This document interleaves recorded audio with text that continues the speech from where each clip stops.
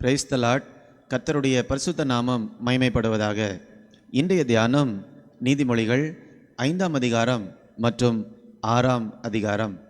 இந்த நாள் தியானத்திற்கான தலைப்பு ஞானத்தை கற்றுக்கொள்வது எப்படி.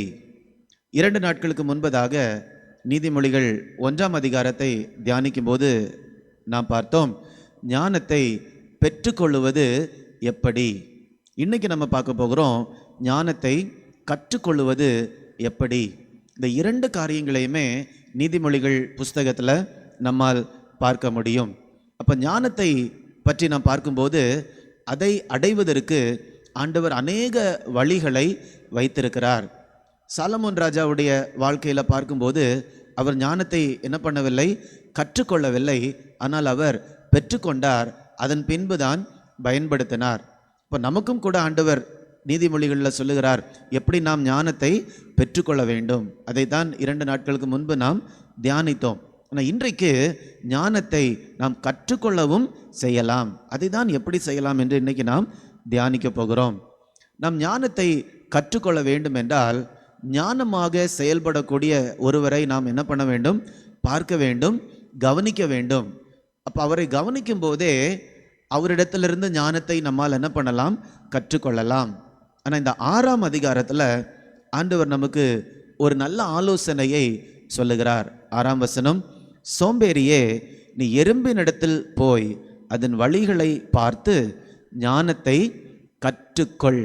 இப்போ ஞானத்தை நாம் என்ன பண்ணலாம், கற்றுக்கொள்ளலாம். ஒரு பாடத்தை கற்றுக்கொள்ளுகிறது போல ஞானத்தையும் கற்றுக்கொள்ளலாம். இப்போ ஞானத்தை கற்றுக்கொள்ள வேண்டும் என்றால் நாம் என்ன செய்ய வேண்டும், எறும்பினுடைய வழிகளை பார்க்க வேண்டும். அதை பார்க்கும்போது நாம் கற்றுக்கொள்ளுகிறோம். அப்போ எறும்பினுடைய வழிகள் எப்படி இருக்கிறது என்று இந்த அதிகாரத்திலிருந்து இன்னைக்கு நாம் கற்றுக்கொள்ளலாம்.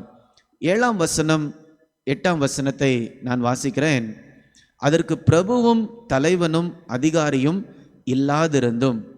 இப்போ முதலாவதாக நமக்கு எறும்பை குறித்து பார்க்கும்போது ஒரு காரியம் தெரிகிறது. எறும்பிற்கு தலைவர்கள் யாருமே கிடையாது. இப்போ தலைவர்கள் யாருமே இல்லாமல் எறும்பு என்ன செய்து வேலை செய்கிறது. இப்போ முதல் காரியம் என்னவென்றால் டேக்கிங் த இனிஷியேட்டிவ். இனிஷியேட்டிவ்னா என்னவென்றால் முதல் அடியை எடுத்து வைக்க வேண்டும். இன்னைக்கு நம்முடைய வாழ்க்கையில் ஏதாவது தேவை இருந்தால் யாராவது உதவி செய்வார்கள் என்று நம்ம காத்திருக்கலாம். யாராவது எந்த இடத்துல இருந்தாவது எனக்கு நன்மை வரும் என்று காத்திருக்கலாம். ஆனால் எறும்பை பொறுத்த வரைக்கும் அப்படி அது காத்திருக்கவே செய்யாது. அது ஒரு முதல் அடியை எடுத்து வைத்துவிடும். The ant will take the initiative. இப்போ ஞானத்தை நாம் கற்றுக்கொள்ள வேண்டும் என்றால் முதல் பாடம் என்ன, தலைவர்கள் இல்லை அப்படின்னா என்ன, இதை செய் இதை செய்யாத என்று சொல்லுவதற்கு யாருமே இல்லை. ஆனால் நாமவே செயல்பட துவங்குகிறோம். இன்றைக்கி நிறைய பேர் சொல்லுவாங்க இப்படி ஒரு காரியத்தை செய்ய வேண்டியது இருக்குது, ஆனால் நீங்கள் யாராவது செய்ய ஆரம்பிச்சிங்கன்னா நானும் என்ன பண்ணுறேன், உங்களோடு கூட வந்து சேர்ந்து கொள்ளுகிறேன். ஆனால் எறும்பினிடத்துலேருந்து நம்ம கற்றுக்கொள்ளக்கூடிய ஞானம் என்னவென்றால் யாருமே அந்த காரியங்களை செய்யவில்லை, ஆனால் கண்டிப்பாக அந்த காரியங்கள் செய்யப்பட வேண்டும் என்று சொல்லி இருக்கும்போது நான் என்ன பண்ணுறேன், முதலாவதாக அந்த காரியத்தை செய்ய ஆரம்பிக்கிறேன். அதுதான் டேக்கிங் இனிஷியேட்டிவ் என்று சொல்லுவது. இரண்டாவதாக செல்ஃப் மோட்டிவேஷன்.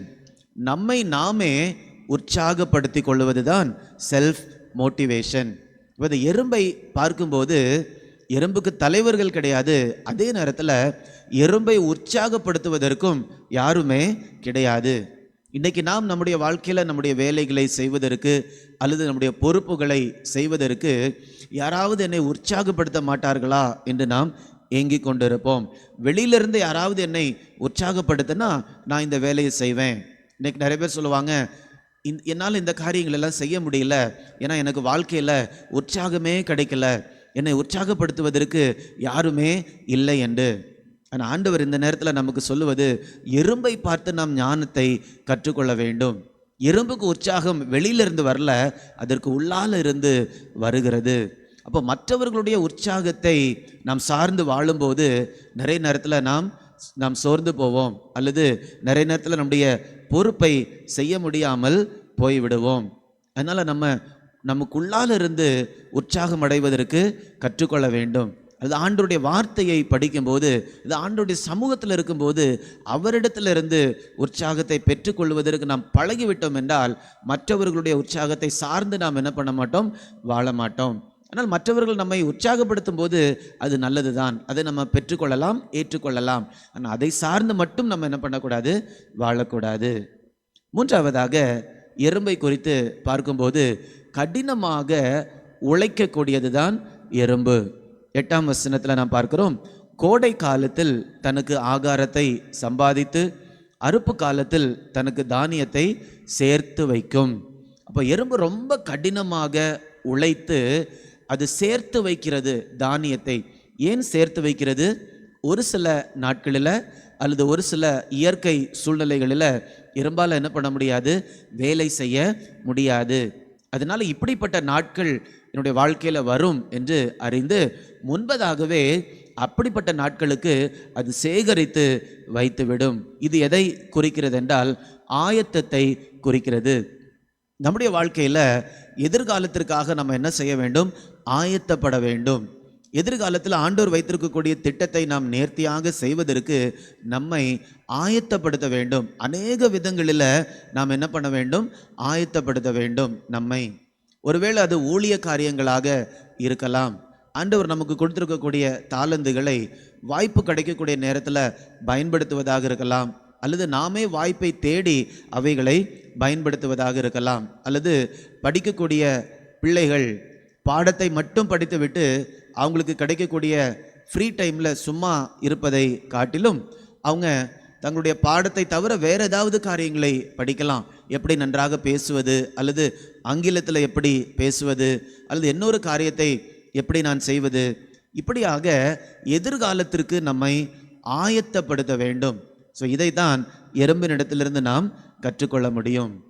அடுத்ததாக 4ஆவதாக இன்னொரு காரியம், எறும்பை பொறுத்த வரைக்கும் அது நாளைக்கு இந்த காரியத்தை செய்கிறேன் என்று ஒரு நாளும் அது தள்ளி போடுவது இல்லை. No procrastination. நிறைய இடத்துல நம்ம இன்னைக்கு செய்ய வேண்டிய வேலையை நாம் சொல்லுவோம் நாளைக்கு நான் செய்கிறேன் என்று சொல்லி. இன்னைக்கு நமக்கு ஒரு வேளை ரொம்ப சோம்பலாக இருக்கலாம், நாளைக்கு நான் செய்கிறேன் என்று நிறைய வேலைகளை நம்ம என்ன பண்ணுறோம், தள்ளி போடுகிறோம். ஆனால் அப்படி செய்யும்போது அந்த வேலையை நம்மால் செய்யாமலே போய்விடுவோம். Tomorrow never comes. நாளை என்பது அது வரவே செய்யாது என்று ஆங்கிலத்தில் ஒரு பழமொழி உண்டு. அப்போ இன்றைக்கு செய்யக்கூடிய காரியங்களை நாம் இன்றைக்கே செய்ய வேண்டும். 9ஆம் வசனம், சோம்பேறியே நீ எவ்வளவு நேரம் படுத்திருப்பாய், எப்பொழுது உன் தூக்கத்தை விட்டு எழுந்திருப்பாய், இன்னும் கொஞ்சம் தூங்கட்டும், இன்னும் கொஞ்சம் உறங்கட்டும், இன்னும் கொஞ்சம் கை முடக்கி கொண்டு நித்திரை செய்யட்டும் என்பாயோ என்று சொல்லுவாயோ. இன்னும் கொஞ்ச நேரம் நான் தூங்கிக்கிறேன் அப்படி நம்ம சொல்ல முடியுமா? அப்படி என்றால் அர்த்தம் என்ன? தூங்குவது அல்லது கட்டிலில் படுத்து தூங்குவது மாத்திரம் கிடையாது, ஒரு காரியத்தை செய்ய ஆரம்பிப்பதற்கும் நாம் என்ன பண்ணுறோம், தள்ளி போடுறோம். நாளைக்கு செய்யலாம், நாளைக்கு செய்யலாம் என்று சொல்லி. அப்படி நம்ம நினைக்கும் போது 1 வருஷம் போயிடும், 2 வருஷம் போயிடும், 10 வருஷங்கள் அப்படியே உருண்டு ஓடிவிடும். திரும்பி பார்க்கும்போது 10 வருஷத்தில் நான் ஒன்றுமே செய்யலையே. ஏன் செய்யவில்லை? தள்ளி போடுகிறதுனால. அப்போ எறும்பினிடத்திலிருந்து நாம் ஞானத்தை கற்றுக்கொள்ள வேண்டும் என்றால் தள்ளி போடுவதை நாம் நிறுத்த வேண்டும். கடைசியாக எறும்பினிடத்திலிருந்து நாம் கற்றுக்கொள்ளக்கூடிய இன்னொரு முக்கியமான பாடம் என்னவென்றால் டீம் ஒர்க் அல்லது குழுவாக செயல்படுவது. இன்றைக்கி அநேகருக்கு குழுவாக எப்படி செயல்பட வேண்டும் என்று தெரியாது. ஒரு சில காரியங்களை அவர்கள் செய்யும்போது 2-3 பேராக சேர்ந்து அவர்கள் செய்யும்போது அவர்களுக்குள்ளாக சின்ன சின்ன பிரச்சனைகள் வரும்போது அவங்களால என்ன பண்ண முடியாது, அந்த வேலையை சேர்ந்து செய்ய முடியாது. அப்போ ஒரு குழுவாக நமக்கு செயல்பட தெரியவில்லை என்றால் நம்மால் இந்த பூமியில் ஒரு பெரிய தாக்கத்தை உண்டு பண்ண முடியாது. ஆனால் இந்த எறும்பை நீங்கள் பார்த்தீர்கள் என்றால், இந்த படத்தில் நீங்கள் பார்த்தீங்கன்னா இந்த சின்ன சின்ன எறும்புகளாக சேர்ந்து எப்படி ஒரு பெரிய இலையை தூக்கி கொண்டு போகிறது என்று. இப்போ ஒரு எறும்பால் இவ்வளோ பெரிய இலையை சுமக்க முடியாது, ஆனால் அநேக எறும்புகளாக சேர்ந்து இவ்வளவு பெரிய இலையை கூட என்ன பண்ண முடியும், சுமக்க முடியும். அப்போ கிறிஸ்தவ வாழ்க்கையிலும் கூட இதே மாதிரி தான் நாம் செயல்பட வேண்டும். அநேக முறை நான் இந்த வசனத்தை சொல்லியிருக்கிறேன். ஆண்டவர் நமக்கு வைத்திருக்கக்கூடிய திட்டம் மிக பெரியது. அவைகளை கண்கள் கண்டதில்லை, காது கேட்டதில்லை, நம்முடைய இருதயத்தில் கூட தோன்றினதில்லை. அப்படி என்றால் அவ்வளவு பெரிய திட்டம் ஆண்டவருடைய திட்டம்.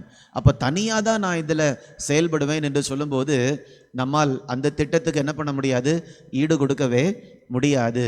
ஆனால் மற்றவர்களோடு சேர்ந்து நாம் செயல்படும்போது பெரிய காரியங்களை ஆண்டவருடைய ராஜ்யத்திற்காக செய்ய முடியும்.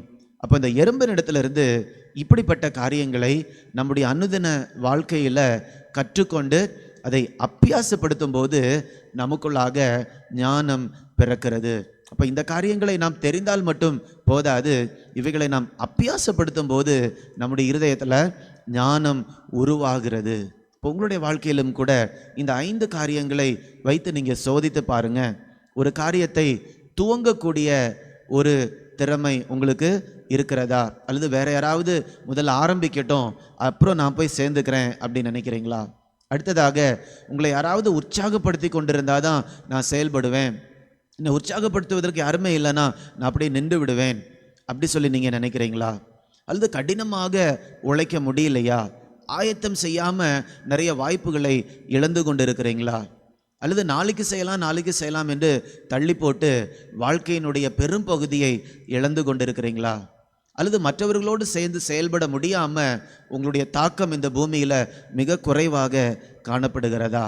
இந்த நாளில் ஆண்டவர் நமக்கு சொல்லக்கூடிய காரியம் என்னவென்றால், நீ எறும்பினிடத்தில் போய் அதன் வழிகளை பார்த்து ஞானத்தை கற்றுக்கொள். இப்போ இன்றைக்கி நம்ம தியானித்த காரியங்களை நீங்கள் அப்பியாசப்படுத்தும் போது நம் ஞானத்தை என்ன பண்ணலாம், கற்றுக்கொள்ளலாம்.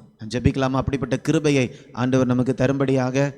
அன்பின் ஆண்டவரே, ஞானத்தை நாங்கள் எப்படி கற்றுக்கொள்ளலாம் என்று ஆண்டவர் இன்றைக்கு எங்களுக்கு பேசின இந்த காரியத்திற்காக உமக்கு நன்றி அப்பா. எறும்பினுடைய வழிகளை குறித்து நாங்கள் தியானிச்சிருக்கிறோம்.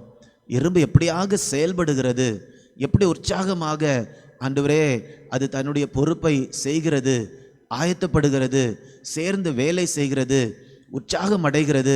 இப்படிப்பட்ட காரியங்களை நாங்கள் தியானிச்சிருக்கிறோம் தகப்பனே.